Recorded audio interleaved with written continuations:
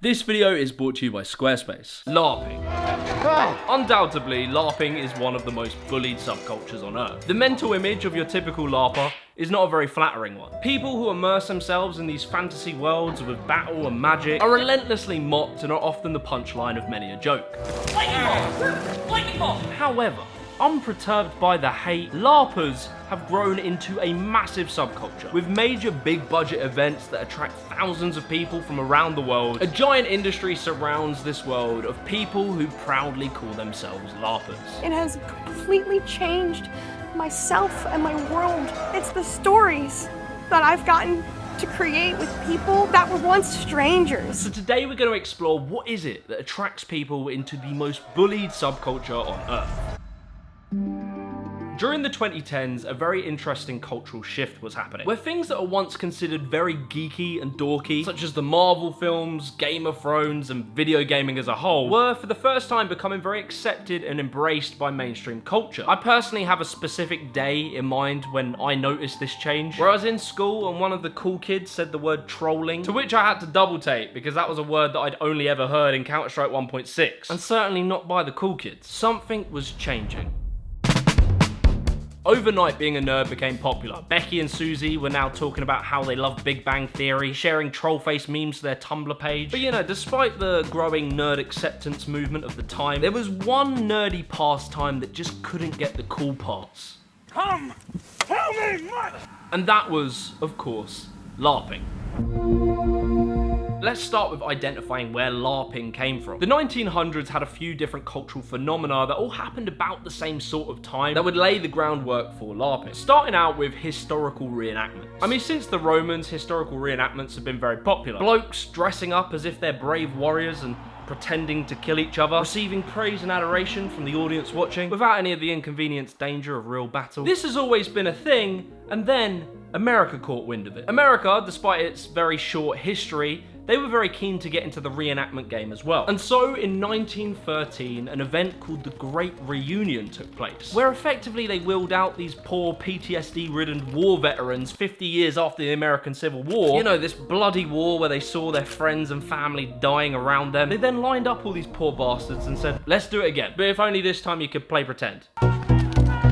By the 60s to the 70s, America had fallen in love with Civil War reenactments, as well as Renaissance fairs. These were kind of like fairs that were set in the medieval time, in medieval Europe, where you could take part in the arts and crafts of that era. You could buy some old food and some old bullshit that you could take home. It was like a family day out. So whilst all of this was happening, there was something else bubbling up under the surface that would change everything. A man by the name of Brian Weiss, or as he's known in the streets, Aratar the Stormbringer. After seeing the film Robin and Marion, and also reading the Lord of the Rings trilogy, Brian was so captivated by these worlds, he wanted to experience them firsthand. And so in October of 1977, he would host an event called Dagger Here. Basically, him and a big group of people who probably look like Napoleon Dynamite characters met up in a field to take place in a capture the flag medieval war type game. And so some of these guys rocked up in full medieval attire, the helmets, the armor, the weapons, and they would get a little bit pissed off when they had to fight a guy called Dylan who was wearing jeans and a t-shirt. So after the first few events, there was now rules that you had to wear stuff that looked medieval or fantasy. And so this started to bring in a immersive roleplay so people could really get stuck into the game. The early Dagger Here battles focused on dramatization. So there was a fair bit of improv acting as well as fighting. And for the time, the events were a big success. And so they came back to do it again, and again, and again. The way that these fights worked was that there was a gentleman's code that they weren't intending to hurt each other. It was a bit of fun. That was until one day where a dude wanted to be an archer, so he bought a bow and arrow. The event organisers obviously wanted to check that the arrow was safe. It had a foam head on it, but they asked him to shoot it.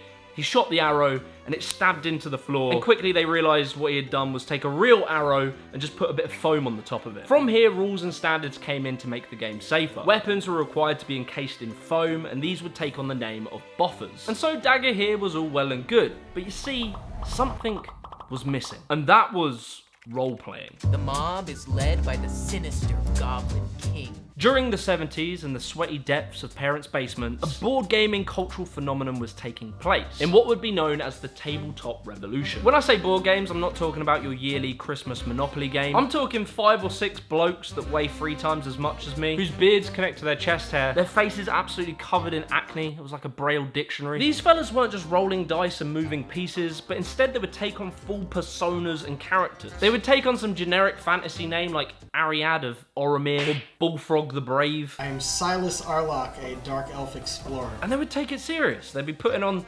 voices and getting into character whilst they played this game, with the one game to rule all games being Dungeons and Dragons. Good game.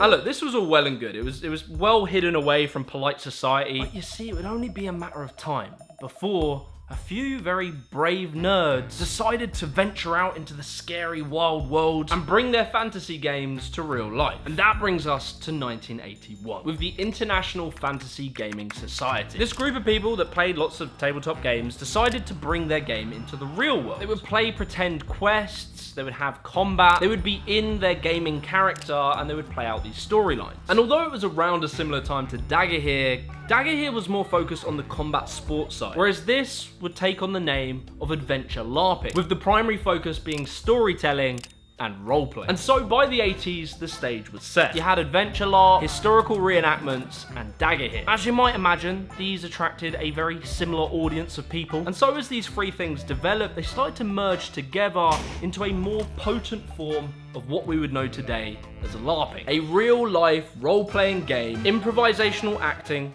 combat, and storytelling. Before we go any further with this video, I want to give a massive shout out to Squarespace for sponsoring. Squarespace is the #1 platform for building and making your own website. These days, if you don't have a good website, you might as well just pack up business. People make such a quick judgment of what you do based on how your website looks. But lucky for you, Squarespace is an all-in-one platform with tons and tons of templates to choose from. You can pick any of them and customize them exactly to what it is you do, easy, quickly, and professionally. Along with the templates, they have tons of built-in features such as email marketing, e-commerce, appointment scheduling.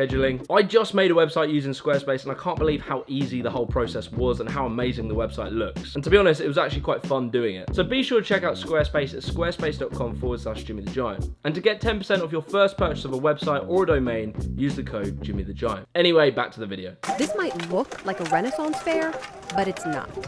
This is the Society for Creative Anachronism, or SCA. So without trying to muddy the waters and make this super confusing, there is one other thing I need to mention, and that is in 1966, 11 years before Dagger Here was invented, Society for Creative Anachronism, or the SCA, was formed as an entity that did live historic reenactments. At first glance, you wouldn't be an idiot if you thought this was LARPing. However, what separates the two is that LARPing is firmly set in the fantasy role-playing world, whereas SCA is set in a defined era of history, with zero magic or fantastical elements, a strong emphasis on period accuracy, and so they would do things like practicing skills and crafts around in the era that they're reenacting, and less so deep lore-based roleplay. It's kind of like a cousin to LARP. A lot of the people that are in SCA probably do LARPing, but it is different. It has real armor and real weapons. It evolved into the medieval MMA, which I made a whole video on. But now we've got that out of the way, now we're in the 90s. The wizard led us off towards the dungeons, and for our small group, the adventure was about to begin. LARPing was really starting to find its footing in the 90s. More organisations, societies, associations would come along and make their own LARPing events. These events would attract hundreds and hundreds of people. Different genres and styles of LARPing were starting to pop up. You'd have vampire LARPing, zombie LARPing, futuristic LARPs, and by now it was very popular outside of America too. In fact, there was a genre called Nordic LARP, which basically took over the world of LARPing. When that barrier dissolves and you're now in a story, that is artistic. You know, it's not just a game, it's really something that can affect you in a lot of ways. Nordic LARP, from what I understand, was a focus on trying to get rid of the heavy rule sets that LARP tend to have, which was more reminiscent of the board games it came from. Nordic LARP wanted to present a more immersive, what you see is what you get kind of LARPing. Shouting the word lightning bolt and then everyone pretending a lightning bolt just hit, that was becoming less common. Big events like Treasure Trap in England, Amtgard, Nero LARP, Labyrinth Club, these along with many others were now all around the world. However, it would be in the 2000s where LARPing would reach the next level. Leroy, you were just stupid as hell. In steps MMORPGs. Games like World of Warcraft and RuneScape were becoming very popular. These were role-playing games that took some of the elements of tabletop board gaming, and now with the new advanced video game technology, they created these massive immersive open worlds. These games grew in massive popularity, massively expanding the wider interests of role-playing as a whole. At the same sort of time in the 2000s, there was a growing interest from the mainstream world into what LARPing was, with the documentary Dark On in 2006, Monster Camp in 2007, and infamously the comedy film Role Models in 2008. Fulfill your destiny, Brufkin. Kill the king. I will kill the king. I will! What was interesting is that most of this mainstream interest came after a very viral clip from 2005. This clip now sits at 6.2 million views, and it showed us a group of, let's face it, nerds, LARPing and shouting lightning bolt at each other. Lightning bolt! Lightning bolt! For most of the mainstream world, myself included, this became our first interaction with the world of LARPing, and well, it wasn't a very convincing one. For most people, it just looked completely ridiculous. And the mainstream world, films and media, were quick to make LARPing the butt of a lot of jokes. And so, in the mid-2000s, LARPing had a bit of an image problem. It was just seen as ridiculous, cringy, and childish. I have need of your skills. Come now. But not against me. And it's kind of hard to know whether this had a positive or negative impact on the LARPing events themselves, because the events were still growing. They were getting bigger and bigger. Nowadays, there's these incredibly detailed, immersive LARPing worlds, such as Bickerleen in Canada, which gets 4,000 players. Honestly, this place looks incredible. You have Drachenfest in Germany, which gets about 5,000 players, and then First Conquest of Mythodia in Germany, which gets 10,000 players. And like, if you look at it, the quality of the outfits and the architecture of the place itself just look absolutely incredible. There's so much time, detail, and care put into it. I mentioned that I expected it to kind of just be like an open field, like a typical music festival grounds or something like that. No, this was a village situated in peaks and valleys of this gorgeous forested area. As well now, all of these other genres of LARPing, such as post-apocalyptic, vampire, horror mystery, etc., they too all have these dedicated LARPing events, which are really high budget, look amazing. They might run for a couple of weeks, they charge players a decent amount of money for tickets, and so with this, as well as this entire economy around the weapons, the outfits, and the relatively small but very active community on YouTube around LARPing, LARP has turned into a bit of an industry itself. Apparently, the Chinese LARPing market is worth $1.5 billion as of 2019. But yet, despite all this, and even though video gaming is super popular, even board gaming is now becoming more mainstream. I mean, shit, they literally just released a Dungeons & Dragons film. As well, dressing up as characters in cosplay is even quite mainstream now. But yet, somehow, despite all of that, LARPing just can't seem to shake the cringe label. I think it's LARPing cringe. I think most people up here assume it's LARPing, live action roleplay. You like pretend it's not gonna happen. You even hear gamers taking the piss out of LARPers. In the Twitch political commentary space, the word LARPing is often used as like an insult to accuse someone as role-playing as a political activist. Like, they're LARPing. Like, they're acting like they're the vanguard of some glorious political uprising, but in reality, like, they're a cashier at like the dollar store. And it seems as though there's just no love for LARPers. I mean, you'll quite literally meet people that know every piece of Game of Thrones lore. They have the Lord of the Rings tree tattoo on them. They've got 5 years of playtime in Skyrim. Man, you've been playing that game an awful lot lately. I'll cut you. And yet even those people will take the piss out of LARPers. And so why is that? If we go onto Wikipedia, they tried to address this as well, saying that LARP has often not achieved the same degree of cultural acceptability as general nerd culture. This may be due to an intolerance of the resemblance of childhood games of pretend, a perceived risk of over-identification with characters, and the absence of mass market. And yeah, that pretty much outlines the rough issues, but I think there is something deeper around the idea of role-playing and embarrassment. How about a magic trick? Make this pencil disappear. We admire great actors and singers and comedians. If you see some geezer in the pub doing a really good accent, people love it, it's funny. And when we were kids, we used to play in character all the time. But what seems to happen is as you get older, you become more and more self-conscious, and oftentimes more fearful of other people judging you for being overly eccentric.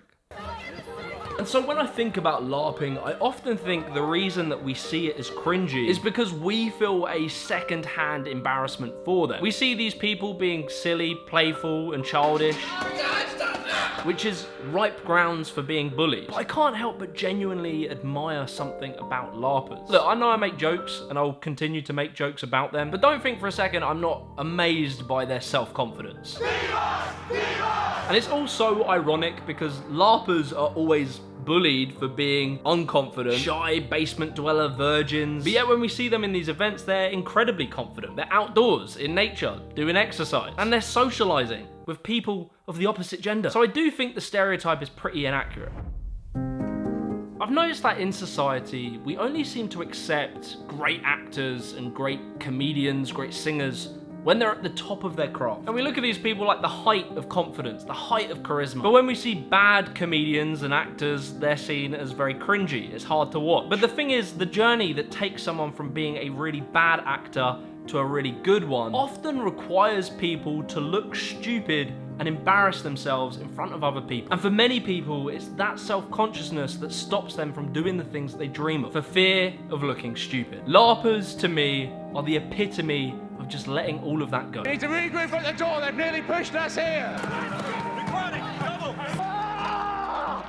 So I will tip my fictitious steampunk hat to you Larpers. I would definitely go document a real life LARP, so comment some people below that I need to check out. Like this video, subscribe to the channel, and watch this video right here.